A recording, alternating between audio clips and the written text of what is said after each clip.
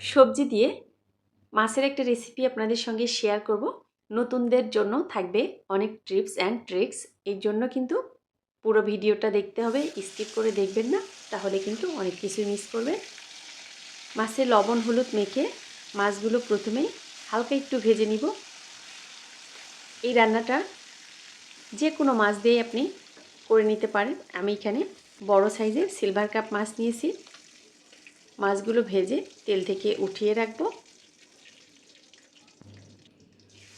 গরমের সময় সবজি দিয়ে মাছ রান্না করলে খেতে কিন্তু খুব ভালো লাগে।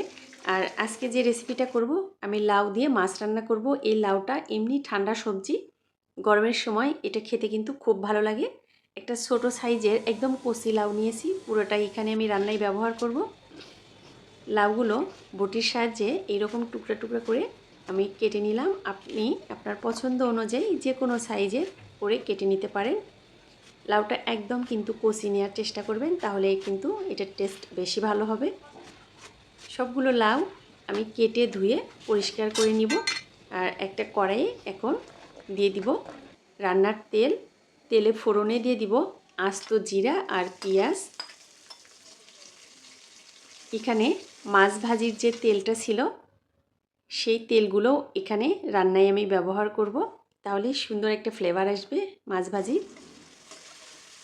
পেঁয়াজটা যখন নরম হয়ে আসবে তখন এখানে দিয়ে দিব কাঁচামরিচ আর টমেটো। সব কিছু এখন তেলের সঙ্গে খুব ভালো করে একটু ভেজে নিব।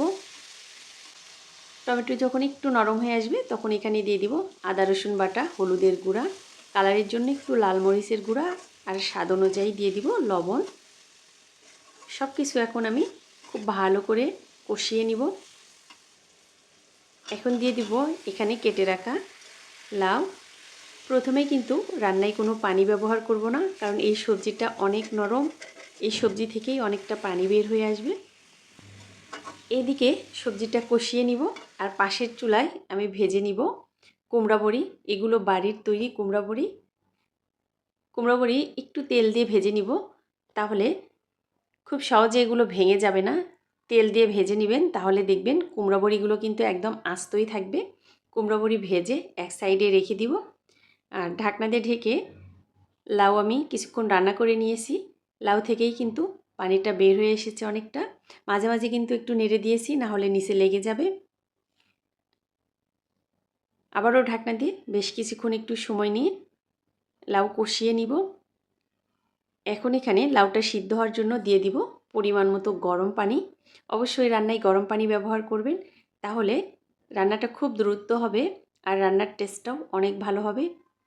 এই পানিটা দিয়ে আবারও ঢাকনা দিয়ে বেশ কিছুক্ষণ কিন্তু রান্না করে নিব। ততক্ষণ পর্যন্ত রান্না করব যতক্ষণ পর্যন্ত না এই পানিটা শুকিয়ে আসে আর লাউটাও নরম হয়ে আসে।